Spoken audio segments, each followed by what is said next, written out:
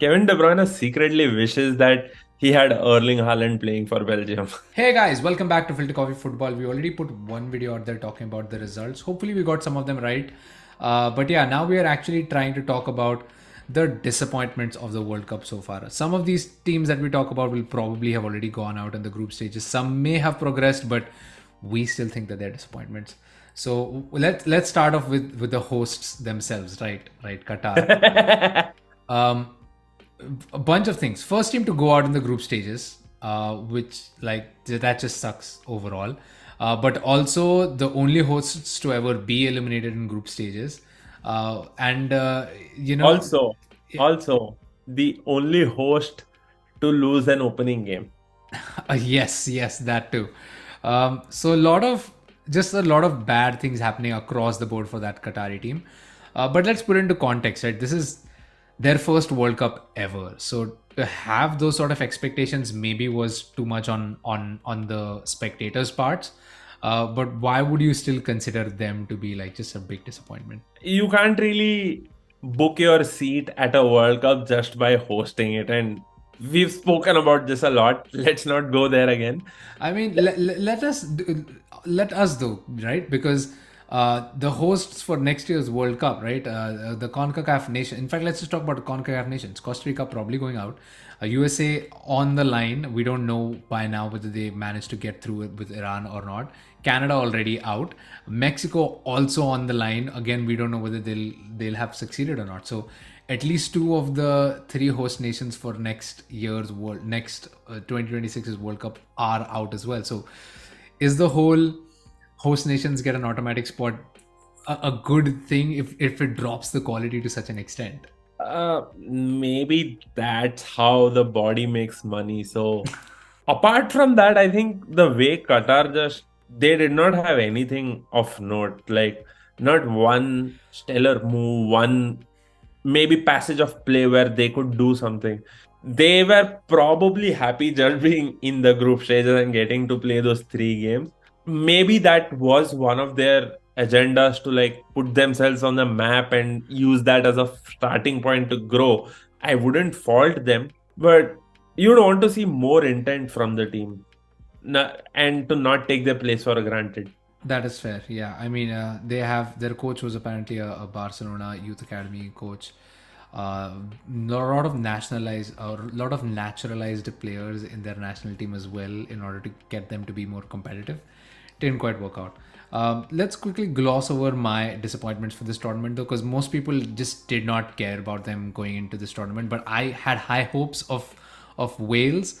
I actually thought they would be second favorites to go through this their group, and they have just been bad. They had a really good Euros, a surprising progress in the competition, and this is only their second World Cup appearance since like 1958 or something.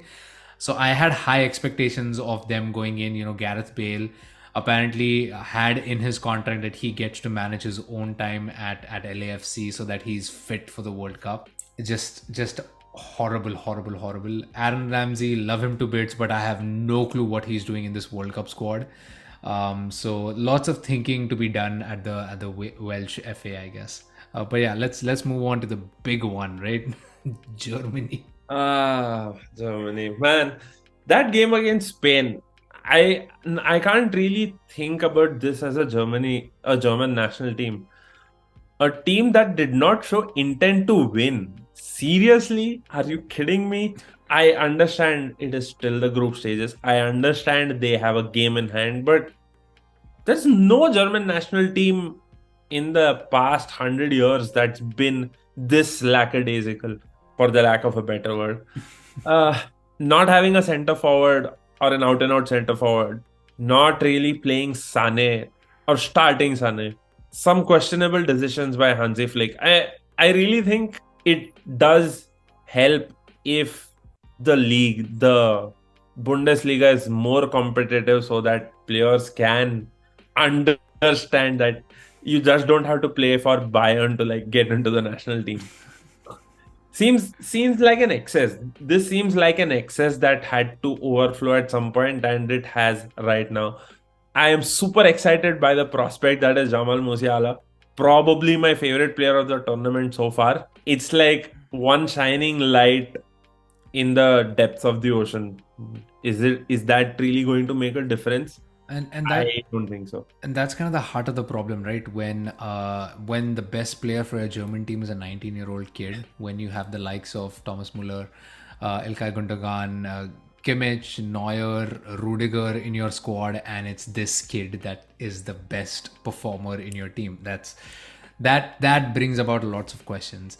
Again, they're still probably going to qualify because they have an easy fixture with Costa Rica. They should get through that match pretty easy, and Japan have a much tougher opposition in Spain. But still, given their performances, they have definitely been a disappointment thus far. And then let's cap it off with the big team who basically put themselves down, right? Kevin De Bruyne coming out and saying that their team is too old.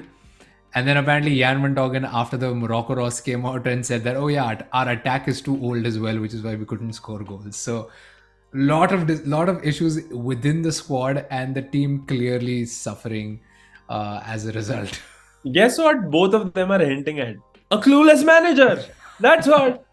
You can't say it out loud, but that's the crux of it, right? I mean, if a player can notice that your defense is too old, or another player can notice that your attack is too old, I would assume that the manager knows about that, or has the eyes to understand that this is not going to work out. I have no understanding of how he sets up the team. There's so many good players in that team, but they all seem like very, very clueless individuals who've been thrown onto a football pitch to play a game for 90 minutes plus extra time. Yeah, I that's been the biggest issue, right? They still have a win in their first game, barely won that one, and again, Canada out of the tournament, but seem to be the better side against Belgium, and they have a match against Croatia. Croatia are really good. And I think they can still do better than Belgium. But like you mentioned, they have that individual quality. All it takes is one Kevin De Bruyne free kick to really change the game. So who knows? They might still progress, but they are definitely one of the biggest disappointments of this tournament for us so far. But yeah, let us know what you guys think. Which team was the biggest disappointment so far in the World Cup, and which team is probably undeservingly going to go through?